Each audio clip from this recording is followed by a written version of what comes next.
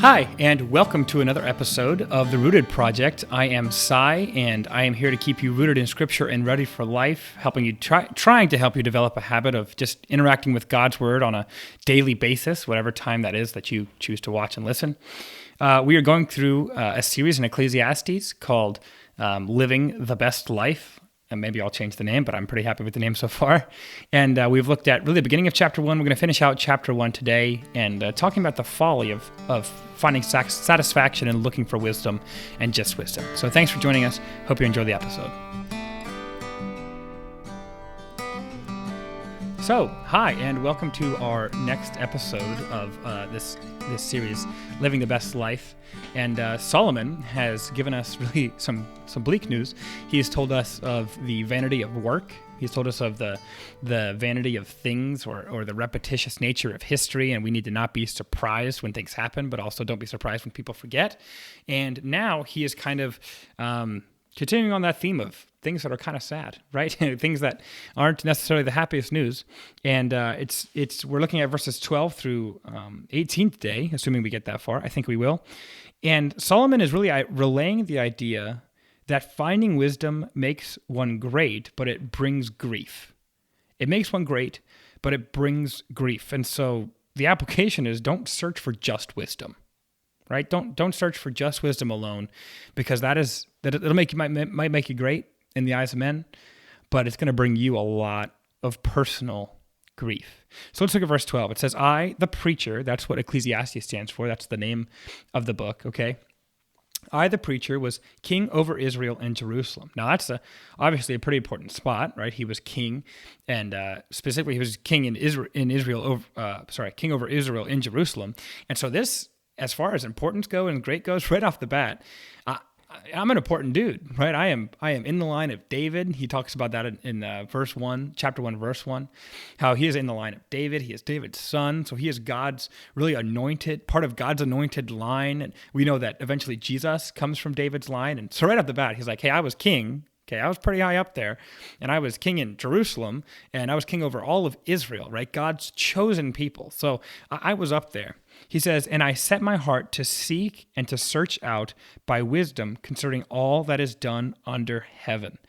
And so he wanted to use his wisdom. We know that Solomon had asked for wisdom from God, and he wanted to use this maybe inquisitive nature that he had to go out and search all of the world for whatever there is to be done, right? He says, I want to see all that is done under heaven. I want to search it out. I want to know it. And he said this, talking about this task, right? Searching out by wisdom everything that is under heaven.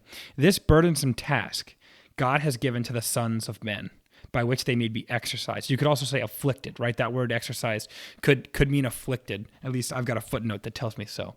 And so he's like, this search, I was so interested to go out and do this search. I wanted to seek it. I wanted to find it. I wanted to be wise. I wanted to know everything. I wanted to interact with all these different, he said, I'm tired, right? It was burdensome, right? It's like he had when I think of burden, I think of somebody who takes a backpack and loads the backpack up with a bunch of rocks and puts that backpack on their shoulders and tightens it down and begins to just walk, right? You might be able to handle it for a little while, but after a while, it gets burdensome, right? There's a burden on his back, a weight on his shoulders. And he said this goal, this task was burdensome. And he says God gives it, and it afflicts men. An affliction is not nice, right? It's not good. Nobody wants to be afflicted. There's that pain energy into it. I like even the idea of exercise, right? When you're exercising, that is affliction. Running, lifting weights, what else? Jump rope. I mean, that's not super afflicting, right? For me, it's playing with my kids. Not that my kids are oh, that sounds really bad.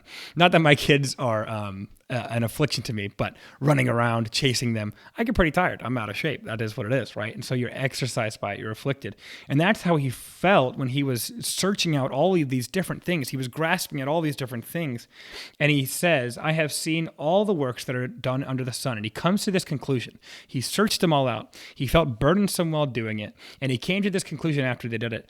Everything that he found is vanity and grasping for the wind, right? Maybe you've heard the phrase grasping for straws, and it's like that's like your last ditch effort. You're trying to do it. It's difficult. You're grasping for straws. Well, grasping for wind is even worse, right? You're trying to get a hold of something that is by definition, immaterial, right? It is by some definition, you can't see wind, you can just see the effects of wind. And so he says you're trying to grab and grasp something that is not even catchable. And that's how he describes every single work that he has seen and that he has found. He says then this in verse 15, what is crooked cannot be made straight, and what is lacking cannot be numbered. And so it's burdensome, but it's also empty, right? There's no satisfaction. You can't ever grasp the wind, and then all the things that are broken, all the things that are crooked can't be fixed. All the things that are lacking or empty, they can't be numbered. And so all of life, all of work outside of God, again, that's what we're referencing here. All of that outside of God is vain, and it's empty. It's unsatisfying. You can't fix it. You can't make it straight. I don't know. I'm not always this way, but sometimes I go through stages in life where it's like, I just, everything has to be perfectly straight. Like there can't be a crooked line. Like maybe you've seen the movie Mr. Incredibles, and you have Bob's boss, and he's got all of his pencils lined up in a row, and the one that's slightly crooked on the line, and he just kind of like straightens it up, and he's got all the clocks on the wall, and they're all perfectly straight. Sometimes I go through phrases like that where I'm like, everything needs to be in the right spot. Other times I go through times like this, and you can't see it, but my office is a mess, right? And he's like, oh, there's so many things that are crooked, and they can't be made straight. Like you straighten it up here, and the backside gets crooked, or you straighten the backside, and the front side gets crooked, and it's an empty work. It's unsatisfying. It's never going to be finished. And then all the things that are lacking, they don't have enough. They're empty. That you can't number them. Nothing is completable when it comes to the work of man. You're never going to be able to finish it, and you're never going to be satisfied. And so don't search for just wisdom. Don't search for just work, because it's burdensome and because it's empty. And then he says in verse 16, I communed with my heart, saying, look, I have attained greatness and have gained more wisdom than all who were before me in Jerusalem. And so it kind of sounds like, I don't want to say a pity party, but he's kind of like, look, Solomon, like you're great. Okay. Like, I know that was vain and you felt burdensome, but I commune with my heart. I have attained greatness. I have more wisdom than anybody else. My heart has understood great wisdom and knowledge, and I set my heart to know wisdom and to know madness and folly. And I perceived that this is grasping for the wind. Again, there's that phrase, grasping for the wind. So even just the search for wisdom by itself was grasping for wind.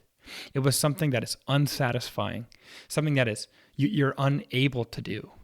And you know what? I think we see a lot of this in today's day and age, right? In philosophy, even in theological circles. Like there are people who are in seminary who have no real desire to know who God is, or to have a relationship, or to actually want to obey and submit, but it's all just a head game. Right? And there are people who are atheists, who know philosophy, who might even know theology better than Christians, right? And they're searching for wisdom. They're simply grasping for it and reaching for it, and yet it's not going to satisfy them. Wisdom alone outside of God will not satisfy. And instead it's like grasping for wind. And then he says this in verse 18, for in much wisdom is much wisdom is much grief, and he who increases knowledge increases sorrow. So wow, I mean, what a thought. Solomon has said, I have spent my whole life doing this. I set out to get wisdom. I set out to be smart. I set out to examine everything that was under the sun.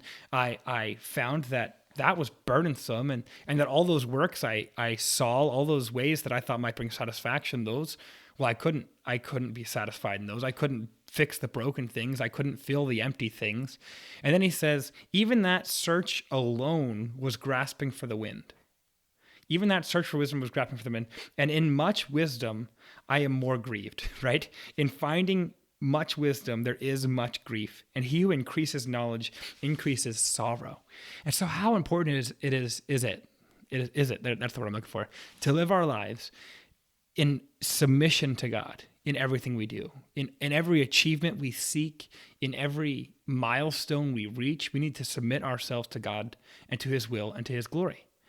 And it's like 1 Corinthians 10:31, right? The famous verse, maybe you learned it at camp or whatever, whether therefore you eat or drink, whatsoever you do all for the glory of God. And it's only in searching for wisdom, only in searching in achievements or doing our best for God's glory will there ever be satisfaction. Otherwise, we'll gain wisdom, we'll gain whatever that next step is, that next level, and we'll find grief, not happiness. We'll find sadness, not joy. So, reach for those things. Study, grow, learn, but do it all for God's glory. Come to his word to learn who he is. Come to his word and submit to the one who wants to give you satisfaction and the one who wants to give you joy. Hope you enjoyed this episode. We'll pick it up next time in chapter 2, and we'll get to look at some more sayings of Solomon about a life worth living. Thanks for listening.